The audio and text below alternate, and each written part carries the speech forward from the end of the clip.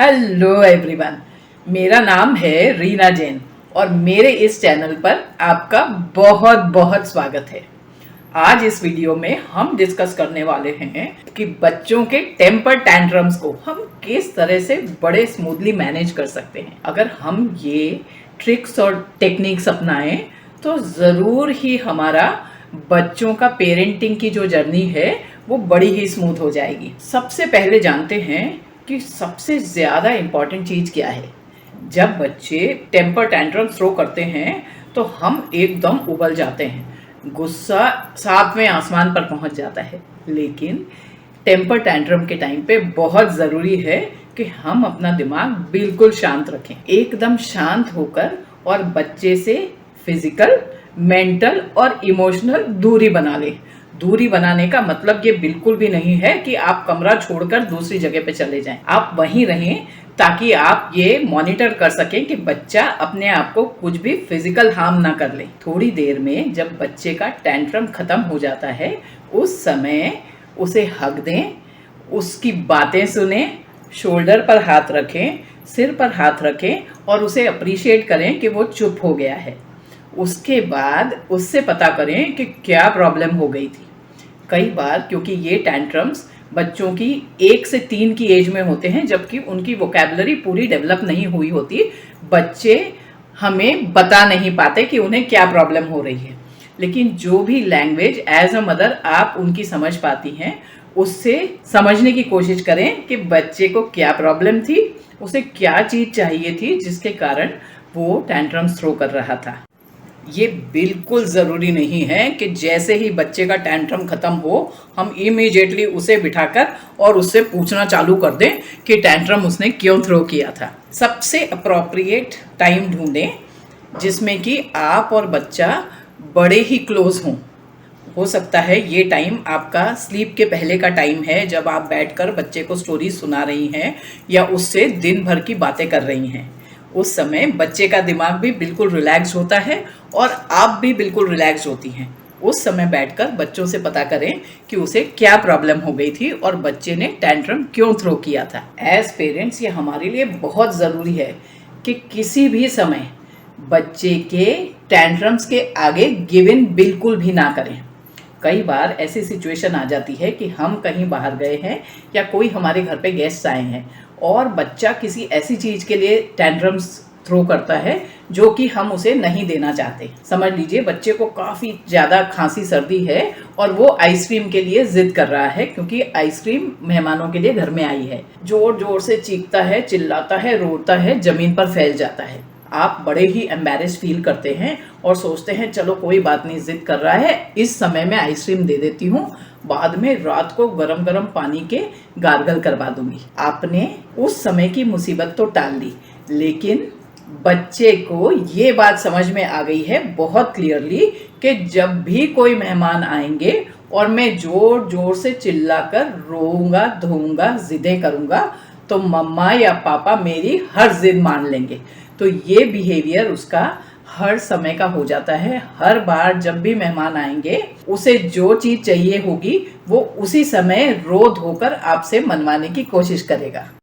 बच्चे ये भी बड़े ही इजीली समझ जाते हैं कि किस व्यक्ति के सामने कैसी जिद करनी है। मम्मा से इस तरह की जिद करूँगा तो मुझे ये चीज़ मिल जाएगी, पापा से इस तरह की जिद करनी है, दादाजी से ऐसी जिद करूँगा तो मुझे मिल जाएगा। हर इंसान के सामने वे अलग अलग तरह से जिद कर कर और अपनी बातें मनवाना सीख जाते हैं और फाइनली इतने टैंट्रम्स थ्रो करने लग जाते हैं कि मम्मी के जी का जंजाल बन जाता है।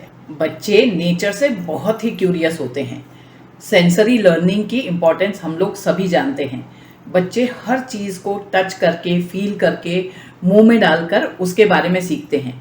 तो जब तक पॉसिबल हो और बच्चे को फिजिकल हार्म होता ना दिखे तब तक नो वर्ड का यूज़ अगर हम ना करें तो ही ठीक है।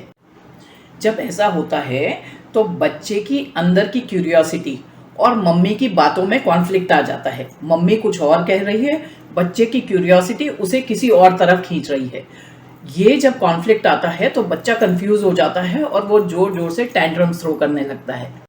कई बार धीरे से बच्चे को किसी चीज़ से डिस्ट्रैक्ट करने पर भी उसका टेंट्रम ख़त्म हो जाता है। बच्चा किसी चीज़ के लिए ज़िद करने की कोशिश कर रहा है, लेकिन आपने उसे धीरे से उठाकर किसी दूसरी चीज़ में लगा दिया, तो कई बार बच्चे अपना टेंट्रम भूलकर और दूसरे खेल में लग जाते हैं। बच्चों के टेंट्रम्स का टाइम और उनकी पैटर्न समझकर भी हम उनके टेंट्रम्स को कंट्रोल कर सकते हैं। कुछ बच्चे जब बहुत भूखे होते हैं तब वे टेंट्रम्स क्रिएट करते हैं।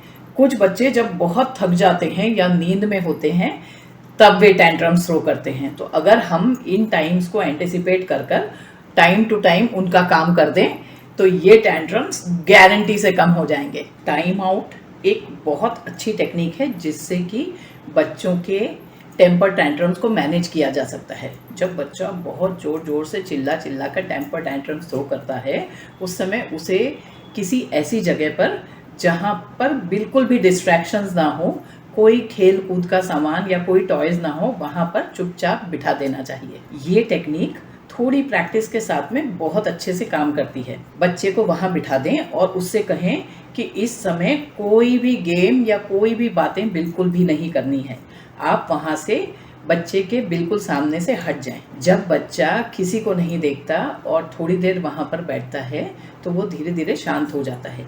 लेकिन इस टेक्निक को बहुत ज़्यादा बार और बहुत लंबे टाइम तक बिल्कुल भी यूज़ ना करें। बच्चे को बहुत ज़्यादा से ज़्यादा 2 या 3 मिनट तक वहाँ पर बिठाएं। जब बच्चा शांत हो जाए तो उसे हग करें और फिर उससे बात कर पता करें कि बच्चा टेंट्रम क्यों थ्रो कर रहा था। ये टेक्निक बच्चे को सेल्फ काम सिखाने में बहुत ही एफिशिएंट है। सबसे मज़ेदार बात यह है कि कुछ टेम्पर टेंट्रम्स टोटली इग्नोर करने से भी ख़त्म हो जाते हैं। जब बच्चा जोर जोर से टेम्पर टेंट्रम्स थ्रो कर रहा है, वहाँ से हट जाइए, बिल्कुल चुप हो जाइए, अपना काम चुपचाप करते रहिए। थोड़ी देर में बच्चा रो चिल्ला कर हाथ पांव पटक कर अपने आप चुप हो जाता है और टेम्पर टेंट्रम खत्म। हर बच्चा पेरेंट्स की, उसके आसपास के लोगों की अटेंशन चाहता है। जब बच्चे अच्छे से प्यार से खेल रहे होते हैं या कुछ अच्छे काम करते हैं तब उन्हें पॉजिटिव अटेंशन देना बहुत ज़रूरी है।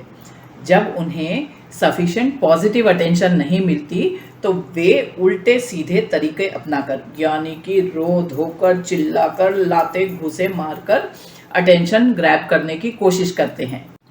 कोई भी बच्चा अगली बार फिर से टेंट्रम थ्रो करेगा या नहीं करेगा, ये टोटली हमारे रिस्पॉन्स पे डिपेंड करता है। यानी कि अगर आज बच्चे ने कोई टेंट्रम थ्रो किया और हमने उसको उठाकर और उसकी बात मान ली, बच्चे ने आइसक्रीम के लिए जिद की और हमने उसे फटाफट आइसक्रीम लाकर दे दी, जबकि हम बिल्कुल भी उसे आइसक्रीम नहीं देना चाहते थे क्योंकि उसका गला खराब है। अगर हमारा रिस्पॉन्स ये होता है तो बच्चा समझ जाएगा कि जब भी मैं रोऊंगा, धोऊंगा, चीखूंगा, चिल्लाऊंगा या ज़मीन पे लौट जाऊंगा तो मुझे जो भी चीज़ चाहिए वो मुझे मिल जाएगी। सो अगर आपका ये रिस्पॉन्स है कि आप जैसे ही बच्चा रोता धोता है उसे जो वो मांगता है वो दे देते हैं, तो अगली बार गारंटी से बच्चा फिर से वही बिहेवियर करेगा।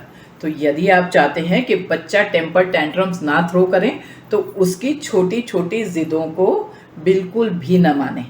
हाँ, अगर वो चुपचाप होकर अच्छे से आपसे कोई चीज़ मांगता है तो उस चीज़ को ज़रूर दीजिए और ये जता कर दीजिए कि मैं इसलिए दे रही हूँ क्योंकि आप रोए नहीं हो, you have been a very good child, इसलिए आपको ये चीज़ मिल रही है। मम्मा ये नहीं देना चाहती क्योंकि आपका गला खराब है, लेकिन क्योंकि आपने बहुत अच्छी तरह से मांगी है इसलिए मम्मा ने दे दी है। दिस विल इंश्योर कि नेक्स्ट टाइम बच्चा जो भी आपसे मांगना चाहेगा वो बहुत अच्छे से शांति से मांगेगा।